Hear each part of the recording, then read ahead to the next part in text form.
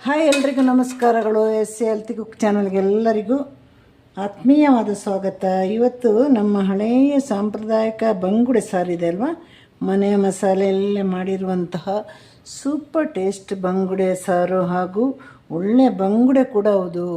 ಅದನ್ನು ಸುಲಭವಾಗಿ ಕಣ್ಣು ಮುಚ್ಚಿ ತೆಗೆಯೋದ್ರೊಳಗಡೆ ಹೇಗೆ ಮಾಡೋದು ಅಂತ ನಿಮಗೆ ಎಲ್ರಿಗೂ ನಾನು ಹೇಳ್ಕೊಡ್ತೇನೆ. ಇದು ನಮ್ಮ ಬಿಳಿ ಅನ್ನ, ಕುಚ್ಚಲಕ್ಕಿ ಅನ್ನ, ನೀರು ದೋಸೆ ಎಲ್ಲದೂ ಕೂಡ ಒಂದು ಒಳ್ಳೆಯ ಒಂದು ಸಾರು. ಇದು ಮ್ಯಾಚಿಂಗ್ ಸಾರು. ಅದು ಅಲ್ಲದೆ ನಮ್ಮ ಈ ಓಟು ದೋಸೆ ಅಂತ ಓಟು ಪೋಳೆ ಅಂತ ಮಾಡ್ತೇವಲ್ಲ, ಅದಕ್ಕೆ ಬಹಳಷ್ಟು ಮ್ಯಾಚಿಂಗ್ ಸಾರು. ಮತ್ತು ಸಾರಲ್ಲ ಸಾರು, ಸಾರಿ ಮಾತಾಡೋ ಸ್ವಲ್ಪ ತಪ್ಪೆಲ್ಲ ಬರುತ್ತೆ. ಅದು ಅಲ್ಲದೆ ಇವತ್ತು ಮಾಡಿ ನಾಳೆ ತಿಂದರೆ ಇನ್ನಷ್ಟು ಟೇಸ್ಟ್ ಇದಕ್ಕೆ. ನೋಡಿ ಬಂಗುಡೆ ಕೂಡ ಎಷ್ಟು ಸೂಪರಾಗಿದೆ ನೋಡಿ. ಇದು ಆ ಕಡೆ ತಲಶ್ಶೇರಿ ಬಂಗುಡೆ ಅಂತೆ. ನಾನೆಲ್ಲ ನೋಡೋದೆ ತಗೊಳ್ಳಿಲ್ಲ, ತುಂಬ ಚೆನ್ನಾಗಿತ್ತು. ರೇಟು ಸ್ವಲ್ಪ ಹಾಗೆ ಇತ್ತು. ಹಾಗೆ ಸೆಕೆಂಡ್ ಕ್ವಾಲಿಟಿ ಬಂಗುಡೆ ಕೂಡ ಇತ್ತು, ಅದು ತಗೊಂಡಿಲ್ಲ ನಾನು. ಹಾಗೆ ಇದನ್ನೆಲ್ಲ ನಿಮಗೆ ಸುಲಭವಾಗಿ ಯಾವುದೆಲ್ಲ ಮಸಾಲೆ ಹಾಕಿ ನಾವು ಮಾಡೋದು ಅಂತ ಹೇಳ್ಕೊಡ್ತೇನೆ. ಬೇಗನೆ ಆಗುವಂಥ ಒಂದು ಒಳ್ಳೆಯ ಟೇಸ್ಟಿ ಮತ್ತು ಹೆಲ್ತಿ ಸಾರಿದು. ಹಾಗೆ ಬನ್ನಿ ನೋಡ್ಕೊಂಡು ಬರುವ. ಇವತ್ತಿನ ಬಂಗುಡೆ ಮೀನನ್ನು ನೋಡಿ ಎಷ್ಟು ಸೂಪರಾಗಿದೆ ಅಲ್ವಾ. 1/4 kg ಇದೆ ಇದರಲ್ಲಿ. ತುಂಬ ಚೆನ್ನಾಗಿದೆ. ನಾನು ಮೀನನ್ನೆಲ್ಲ ತಗೊಳ್ಳೋದು ಇಲ್ಲಿ ನೋಡಿ ತಗೊಳ್ಳೋದು. ನೋಡಿ ಗೊತ್ತಾಗುತ್ತೆ ನಮಗೆ. ಈ ಥರ ಬರಬೇಕು. ಈ ಥರ ಬಂದರೆ ಮೀನು ಚೆನ್ನಾಗಿದೆ ಅಂತ ಅರ್ಥ. ಈಗ ಇದನ್ನು ಮಣೆ ಕತ್ತಿಯಲ್ಲಿ ಕ್ಲೀನ್ ಮಾಡ್ಕೊಂಡು ಬರ್ತೇನೆ. ಇದನ್ನೆಲ್ಲ ತೋರಿಸ್ತಾ ಹೋದರೆ ನೀವು ನನ್ನ ವೀಡಿಯೋ ನೋಡಲ್ಲ, ಬಹಳ ಲಾಂಗ್ ಆಗುತ್ತಲ್ಲ. ಈಗ ಬಂಗುಡೆ ಮೀನನ್ನ ಕಟ್ ಮಾಡಿದಾಯ್ತು. ಇವತ್ತು ನಾನು ತಲೆ ಹೇಗೆ ಇಟ್ಟಿದ್ದೇನೆ ನೋಡಿ. ನಾನು ತುಂಬ ಇಷ್ಟ ಹೀಗೆ ತಲೆ ಇಟ್ಟು ತಿನ್ನೋದು. ಮೀನೇ ತಿನ್ಬೋದಂತೆ, ತಲೆ ತಿನ್ನಬಾರ್ದಾ? ಕೆಲವರಿಗೆಲ್ಲ ಹಾಗೆ ಇದೆ, ತಲೆ ಎಲ್ಲ ತಿನ್ನಬಾರ್ದು, ಹಾಗೆ ನಮಗೆ ಹಾಗೆಲ್ಲ ಇಲ್ಲ. ಹಾಗೆ ನಾನು ಮಣೆ ಕತ್ತಿಯಲ್ಲಿ ಕೂತು ಇವಾಗ ಮೀನನ್ನ ಕಟ್ ಮಾಡಿದ್ದಾಯಿತು. ಅದರಲ್ಲಿ ಇವತ್ತು ಮೊಟ್ಟೆ ಕೂಡ ಇತ್ತು ಮೀನಲ್ಲಿ ನೋಡಿ. ಈ ಪೀಸು ಬಹಳ ಟೇಸ್ಟಿಯಾಗಿರುತ್ತೆ, ಮಧ್ಯದ ಪೀಸು ನೋಡಿ. ಹಾಗೆ ತೆಂಗಿನಕಾಯಿ ಹಾಕಿರುವ ಸಾರಲ್ವ, ಹಾಗಾಗಿ ಒಂದು ಮೀನನ್ನು 3 ಪೀಸಾಗಿ ಕಟ್ ಮಾಡಿ ತೆಗೆದೆ. ನಾನೊಬ್ಬಳೇ ಮನೆಯಲ್ಲಿ ಈ ಥರ ತಲೆ ತಿನ್ನೋದು, ಇಲ್ಲಂದ್ರೆ ತಲೆ ತಿನ್ನೋಳು ಕೂಡ ನಾನೇ. ಒಂದು ಮಾತ್ರ ಹೀಗೆ ಇಟ್ಟಿದ್ದೇನೆ ನೋಡಿ. ಹಾಗೆ ಇನ್ನು ಒಂದು ಸಲ ಲಾಸ್ಟಿಗೆ ಮೀನು ಹಾಕುವಾಗ ಒಂದು ಸಲ ತೊಳಿಬೇಕು. ಸ್ವಲ್ಪ ದೊಡ್ಡ ಮೀನಲ್ವಾ.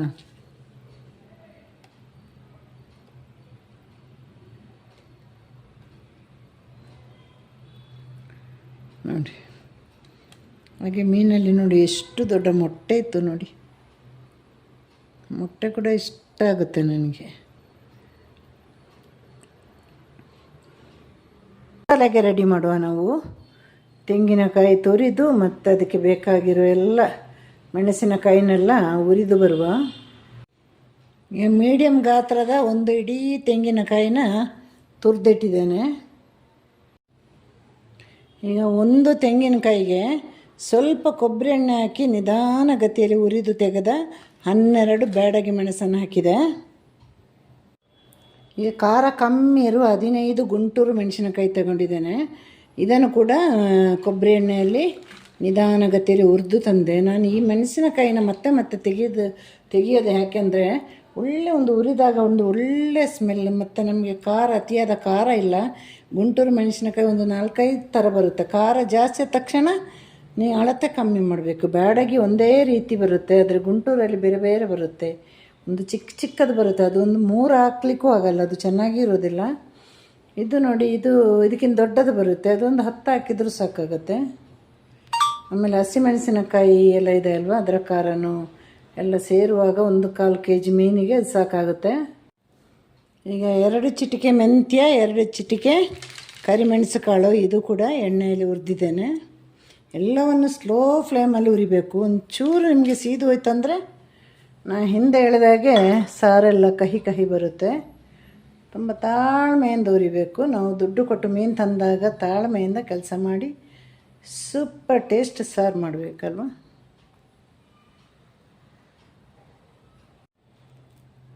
ಇವತ್ತು ಚಿಕ್ಕ 3 ಅಂಬಟೆಕಾಯಿ ಹಾಕ್ತಾನೆ. ಅದರಲ್ಲಿ ಅಷ್ಟು ಹುಳಿ ಇರಲಿಲ್ಲ, ಅದು ಮರಿ ಅಂಬಟೆಕಾಯಿ.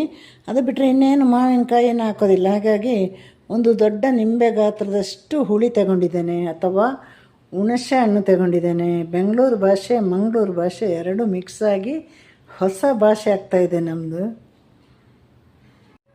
ಹಾಗೆ ನಾನ್ ವೆಜ್ ಸಾರಿನ ಮಿತ್ರ ಅಂತ ಹೇಳ್ಬೋದಲ್ಲ, ಅರಿಶಿನ ಪುಡಿ ಇಲ್ಲಿ ನಾನು 1/4 ಸ್ಪೂನ್ ತಗೊಳ್ತಾ ಇದ್ದೇನೆ. ಇವಾಗ ಇದನ್ನು ನೀರು ಹಾಕಿ ಚೆನ್ನಾಗಿ ಮಸಾಲೆಯನ್ನು ರುಬ್ಕೊಂಡು ಬರ್ತೇನೆ. ಈಗ ನಮ್ಮ ಮಸಾಲೆಯನ್ನು ರುಬ್ಬಿದ್ದಾಯಿತು. 1/4 kg ಇರುವ ಮಸಾಲೆಯನ್ನು ನಾನು ಇದನ್ನು 2 ಸಲ ಆಗಿ ರುಬ್ಬಿ ತಂದೆ. ಯಾಕಂದರೆ ನಾವು ಮಿಕ್ಸಿ ತುಂಬ ಬಾಳ್ವಿಕೆ ಬರಬೇಕಂದ್ರೆ ಲೋಡ್ ಹಾಕಬಾರ್ದು. ಹಾಗಾಗಿ ನಾನು 2 ಸಲ ರುಬ್ಬಿ ನೈಸಾಗಿ ರುಬ್ಕೊಂಡು ಬಂದಿದ್ದೇನೆ. ಮಾಮೂಲಿ ಮಣ್ಣಿನ ಪಾತ್ರೆಯನ್ನೇ ತಗೊಂಡಿದ್ದೇನೆ. ಪ್ರತಿ ಸಲ ನೀವು ಅಡುಗೆ ಮಾಡುವಾಗ ಅಥವಾ ಮೀನು ಸಾರು ಮಾಡುವಾಗ ಮಣ್ಣಿನ ಪಾತ್ರೆ ತಗೊಳ್ತೀರಲ್ವ, ನೀವು ತೊಳೆದಿಟ್ಟಿರ್ತೀರಿ ಯಾವುದೇ ಪಾತ್ರೆ ಆಗಲಿ, ಅದರಲ್ಲೂ ಸ್ಪೆಷಲಾಗಿ ಮಣ್ಣಿನ ಪಾತ್ರೆ. ಮತ್ತು ಅದನ್ನು ಚೆನ್ನಾಗಿ ತೊಳೆದು ಬಳಸಬೇಕು. ಯಾಕಂದರೆ ಮಣ್ಣಿನ ಪಾತ್ರೆಯಲ್ಲಿ ಸಣ್ಣ ಸಣ್ಣ ಕಣ್ಣಿಗೆ ಕಾಣದ ಫಂಗಸ್ ಕೂತಿದ್ರೆ ನಮ್ಗೆ ಗೊತ್ತಾಗೋದಿಲ್ಲ. ಮತ್ತೊಮ್ಮೆ ಚೆನ್ನಾಗಿ ಬ್ರಷ್ ಹಾಕಿ ತೊಳೆದು ಈ ಥರ ಒರೆಸಿ ಮತ್ತೆ ಅಡುಗೆಗೆ ಶುರು ಮಾಡಬೇಕು. ಇವತ್ತು ನಾನು ಹಸಿಮೆಣಸಿನಕಾಯಿ, ಈರುಳ್ಳಿ, ಟೊಮೆಟೊ, ಶುಂಠಿ ಎಲ್ಲವನ್ನು ಒಟ್ಟಿಗೆ ಹಾಕ್ತಾಯಿದ್ದೇನೆ. ಒಂದು ಮೀಡಿಯಮ್ ಗಾತ್ರದ ಈರುಳ್ಳಿ, ಚಿಕ್ಕ 2 ಟೊಮೆಟೊ, 5-6 ಹಸಿಮೆಣಸಿನಕಾಯಿ, ಒಂದು ಸಣ್ಣ ಅಂಗುಲ ಶುಂಠಿ. ಮಾಮೂಲಿ ಇದಕ್ಕೆ ಮಸಾಲೆ ಹಾಕಿ ನಾವು ನೀರಿನ ಅಳತೆ ಕೂಡ ಮಾಡುವ. ಹಾಗೆ ನೀರು ಕೂಡ ಹಾಕುವ. ಈಗ ನಾವು ಇದಕ್ಕೆ ಎಣ್ಣೆ ಎಲ್ಲ ಹಾಕ್ಲಿಕ್ಕಿಲ್ಲಲ್ಲ, ಹಾಗೆ ಮಾಡೋ ಸಾರಲ್ವ. ಹಾಗೆ ಉಪ್ಪು ಹಾಕಿ ಮತ್ತೆ ಎಷ್ಟು ನೀರು ಬೇಕೋ ಅಷ್ಟನ್ನು ಸೇರಿಸುವ. ಸದ್ಯಕ್ಕೆ 2 ಸ್ಪೂನ್ ಉಪ್ಪು ಹಾಕ್ತಾಯಿದ್ದೇನೆ. ಮತ್ತೆ ನೋಡಿ ಹಾಕುವ. ಜಾಸ್ತಿ ಆದರೆ ಬಹಳ ಕಷ್ಟ. ನೋಡಿ, ಇನ್ನೂ ಬೇಕು ಇದಕ್ಕೆ ನೀರು. ನಮ್ಮನೇಲಿ ಮೀನು ಸಾರು ಚೆನ್ನಾಗಿ ಖರ್ಚಾಗುತ್ತೆ. ತರಕಾರಿ ಸಾರಾದರೆ ಸ್ವಲ್ಪ ಉಳಿತಾದರೂ ವೇಸ್ಟ್ ಮಾಡಲ್ಲ, ಹೇಗೋ ತಿಂದು ಮುಗಿಸ್ತೇವೆ. ಅದಕ್ಕೆ ಸ್ವಲ್ಪ ಸ್ವಲ್ಪ ಮಾಡೋದು. ಮೀನು ಸಾರಾದರೆ ಸ್ವಲ್ಪ ಜಾಸ್ತಿ ಮಾಡಿಡ್ತೇನೆ. ನೋಡಿ, ಯಾವುದೇ ಸಾರು ತುಂಬ ಗಟ್ಟಿಯಾಗಬಾರ್ದು, ಕರೆಕ್ಟಾಗಿರಬೇಕು. ತೆಳುವಾದ್ರಂತೂ ತಿನ್ನಲಿಕ್ಕಾಗಲ್ಲ ಮೀನು ಸಾರು. ಹಾಗೆ ಗಟ್ಟಿ ಕೂಡ ಆಗಬಾರ್ದು. ಇನ್ನೊಂದು ಸ್ವಲ್ಪ ನೀರಿನ ಅವಶ್ಯಕತೆ ಇದೆ. ಪಾತ್ರೆ ಫುಲ್ ಸಾರು ಮಾಡುವಾಗ ನಾವು ಅದಕ್ಕೆ ಮುಚ್ಚಬಾರ್ದು. ಕುದಿದು ಬಿದ್ದರೆ ಮತ್ತೆ ಹೋಯ್ತು, ಸಾರಿನ ಟೇಸ್ಟ್ ಕೂಡ ಹೋಯ್ತು. ಅರ್ಧ ಮುಚ್ಚಿ ಪಕ್ಕದಲ್ಲಿ ನಿಂತ್ಕೊಳ್ಬೋದು, ಹಾಗೆ ಬಿಟ್ಟು ಹೋಗುವಾಗಿಲ್ಲ. ಇಲ್ಲಾಂದರೆ ಪೂರ್ತಿ ಓಪನ್ ಮಾಡಿ ಕುದಿಸಬೇಕು. ಇಲ್ಲಾಂದರೆ ಪಾತ್ರೆ ದೊಡ್ಡದು, ಮಸಾಲೆ ಸ್ವಲ್ಪ ಆಗಿರಬೇಕು, ಹಾಗಾದರೆ ಮುಚ್ಚಬಹುದು. ಈಗ ಇದನ್ನು ಕುದಿಸುವ. ಮುಂದಿನ ಸಂಡೇ ಹೀಗೆ ವೀಡಿಯೋ ಮಾಡ್ತಾಯಿದ್ದೆ ನಾನು. ಆಗ ನಮ್ಮ ಮನೆಯವರೆಲ್ಲ ಇರ್ತಾರಲ್ವ, ಅವ್ರಿಗೆ ಕಿರಿಕಿರಿ ಆಗುತ್ತೆ. ಆಗ ಅವರಂದರು, ನೀನು ನಿನ್ನ ವೀಡಿಯೋ, ನಿನ್ನ ಸ್ಟ್ಯಾಂಡು, ಹಬ್ಬ ಅಂತ. ನಾನು ಹೇಳಿದೆ, ತಿಂಗಳಿಗೆ ಎಕ್ಸ್ಟ್ರಾ 10,000 ಕೊಡಿ, ನಾನು ಯೂಟ್ಯೂಬ್ ವೀಡಿಯೋನೇ ಮಾಡೋದಿಲ್ಲ, ಹಾಗೆ ಮಕ್ಕಳಿಗಾಗಿ ಅಂದೆ ನಾನು. ನಿಮಗೇನು ಕಿರಿಕಿರಿ ಆಗಲ್ಲ, ನೀವು ನನ್ನ ವೀಡಿಯೋ ಬಗ್ಗೆ ಯಾರು ಮಾತಾಡೋವಾಗಿಲ್ಲ, 10,000 ಕೊಡಿ, ನಾನು ಯಾವ ವೀಡಿಯೋ ಮಾಡೋದಿಲ್ಲ ಅಂತ ಅಂದ ಮೇಲೆ ಇವತ್ತಿನವರೆಗೆ ನನ್ನ ಯೂಟ್ಯೂಬ್ ವೀಡಿಯೋದ ಬಗ್ಗೆ ಯಾರು ಉಸಿರೆತ್ತಲ್ಲ. ಎಕ್ಸ್ಟ್ರಾ ಕೊಡಲಿ 10,000 ರೂಪಾಯಿ, ಯಾರಿಗೆ ಬೇಕು ಈ ವಿಡಿಯೋ ಅಲ್ವಾ? ಅವತ್ತಿಂದ ಮಾತು ನೋಡಿ, ಆ ಥರ ಸದ್ದಿಲ್ಲದ ಕಲ್ಲು ಹೊಡಿಬೇಕು. ಬೇಕು ಅಂದರೆ ಒಂದಿಷ್ಟು ಮುಚ್ಚಬಹುದು ನೋಡಿ. ಪೂರ್ತಿ ಮುಚ್ಚಿದರೆ ಎಲ್ಲ ಕೆಳಗಡೆ ಬೀಳುತ್ತೆ. ಇದು ಇಷ್ಟು ಮುಚ್ಚಿ ನಿಮ್ಮ ಏನಾದರೂ ಸಣ್ಣ ಪುಟ್ಟ ಕೆಲಸಗಳನ್ನೆಲ್ಲ ಮಾಡ್ಬೋದು. ಯಾಕಂದರೆ ಇದು ಕುದಿಲಿಕ್ಕೆ ಸಮಯ ತೆಗೀತಲ್ಲ. ಸಾರು ಚೆನ್ನಾಗಿ ಕುದೀತಾ ಇದೆ.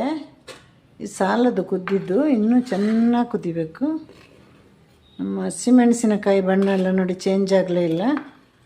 ಅದೆಲ್ಲ ಚೇಂಜ್ ಆದಮೇಲೆ ಟೊಮೆಟೊ ಎಲ್ಲ ಸರಿಯಾಗಿ ಬೇಯಬೇಕು. ಮಧ್ಯದಲ್ಲಿ ಹೀಗೆ 1-2 ಸಲ ಸೌಟ್ ಹಾಕಬೇಕು. ಇಲ್ಲಾಂದರೆ ಈ ಮಸಾಲೆ ಎಲ್ಲ ಒಂದೇ ಕಡೆ ನಿಂತು ಹೋಗುತ್ತಲ್ಲ, ಎಲ್ಲ ಮಸಾಲೆ ಕುದಿಬೇಕು. ಒಂದು 2 ಸಲ ಹೀಗೆ ಕೈ ಸೌಟ್ ಹಾಕಿದರೆ ಅದರ ಪಾಡಿಗೆ ಅದು ಕುದೀತಾ ಇರುತ್ತೆ. ನಮ್ಮ ಬೇರೆ ಕೆಲಸಗಳನ್ನು ಮಾಡ್ತಾ ಇರ್ಬೋದು. ಈಗ ಕುದೀತಾ ಇರುವಾಗ ನಾನು ಅಂಬಟಕಾಯಿ ಕಟ್ ಮಾಡಿದ್ದೇನೆ. ಇವತ್ತು ಗುದ್ದಿಲ್ಲ, ಅಂದರೆ ಬಲ್ತ ಅಂಬಟಕಾಯಿ ಆದರೆ, ಬಲಿತ್ತು ಹೋಗಿರೋ ಅಂಬಟಕಾಯಿ ಆದರೆ ಗುದ್ದಬೇಕು. ನಮ್ಮದು ಎಳೆ ಅಂಬಟಕಾಯಿ ಆದರೆ ಕತ್ತಿಯಲ್ಲಿ ಕಟ್ ಮಾಡ್ಬೋದು, ಅದರ ಬೀಜ ಮೆತ್ತಾಗಿರ್ತದಲ್ವ. ಹಾಗೆ ನಾನು ನೋಡಿ ಇಲ್ಲಿ ಅಂಬಟಕಾಯಿನ ಹಾಕ್ತಾಯಿದ್ದೇನೆ. ಹಾಗೆ ಅಂಬಟಕಾಯಿ ಕೂಡ ಕುದೀಲಿ. ಈಗ ನೋಡಿ ಸಾರು ಪೂರ್ತಿಯಾಗಿ ಕುದ್ದಿದೆ. ಹಾಗೆ ನಮ್ಮ ಹಸಿಮೆಣಸಿನಕಾಯಿ ಬಣ್ಣ ಕೂಡ ನೋಡಿ ಬದಲಾಗಿದೆ ಅಲ್ವಾ. ಈಗ ನಾವು ಮೀನಿನ ತಲೆಯನ್ನು ಫಸ್ಟ್ ಇವತ್ತು ನಾನೊಂದು ಫುಲ್ಲು ತಲೆ ಹಾಕ್ತಾ ಇದ್ದೇನಲ್ಲ, ಹಾಗಾಗಿ ಆ ತಲೆ ಫಸ್ಟ್ ಬೇಯಲಿ. ಮೀನಿಗೆ ಸ್ವಲ್ಪ ಕಮ್ಮಿ ಬೇಯೋದಿರುತ್ತೆ, ತಲೆಗೆ ಒಂಚೂರು ಜಾಸ್ತಿ ಇರುತ್ತೆ. ಹಾಗಾಗಿ ಈಗ ನಮ್ಮ ತಲೆಯನ್ನು ಹಾಕುವ, ನಮ್ಮ ತಲೆಯನ್ನಲ್ಲ ಮೀನಿನ ತಲೆಯನ್ನು. ಇದು ಒಂದೂವರೆ ನಿಮಿಷ ಅಥವಾ 2 ನಿಮಿಷ ಹಾಗೆ ಬೇಯಲಿ. ನಂತರ ಮೀನು ಹಾಕುವ.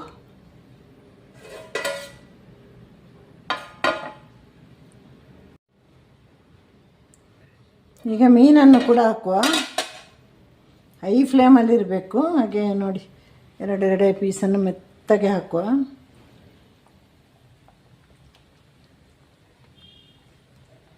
ಇದು ಕೂಡ ಅಷ್ಟೇ 2ರಿಂದ 3 ನಿಮಿಷ ಕುದಿದರೆ ಸಾಕು. ಈಗೆಲ್ಲ ಮೀನು ಪೀಸ್ ಕೂಡ ಹಾಕಿದಾಯಿತು. ಇನ್ನು 1ರಿಂದ 2 ನಿಮಿಷ ಇದು ಹೀಗೆ ಬೇಯಲಿ. ಹಾಗೆ ನಾವೊಂದು ಮುಕ್ಕಾಲರಷ್ಟು ಇದನ್ನು ಮುಚ್ಚಿ ಕೂಡ ಇಡುವ. ಅಷ್ಟರೊಳಗಡೆ ಇದು ನಮಗೆ ಬೆಂದು ಸಿಗತ್ತೆ. ಹಾಗೆ ನಮ್ಮ ಬಂಗುಡೆ ಸಾರಿಗೆ ಚೆನ್ನಾಗಿ ಕುದೀತಾ ಇದೆ. ಮೀನು ಹಾಕಿದ್ದೆಲ್ಲ ಆಯ್ತಲ್ವ. ಈಗ ಹಾಗೆ ನೋಡಿ ಸ್ವಲ್ಪ ಹೀಗೆ ನಿಧಾನವಾಗಿ ಮಿಕ್ಸ್ ಮಾಡಿ, ಇಲ್ಲಾಂದರೆ ಮೀನು ಕೂಡ ಕಟ್ಟಾಗುತ್ತೆ.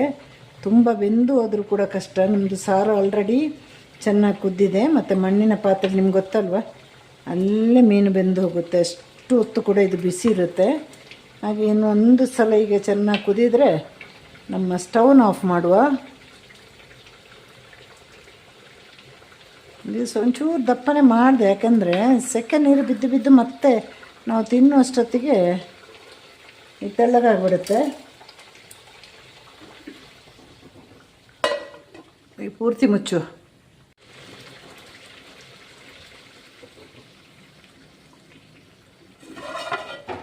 ಈಗ ಸ್ಟವನ್ನು ಕೂಡ ಆಫ್ ಮಾಡುವ ನಾವು.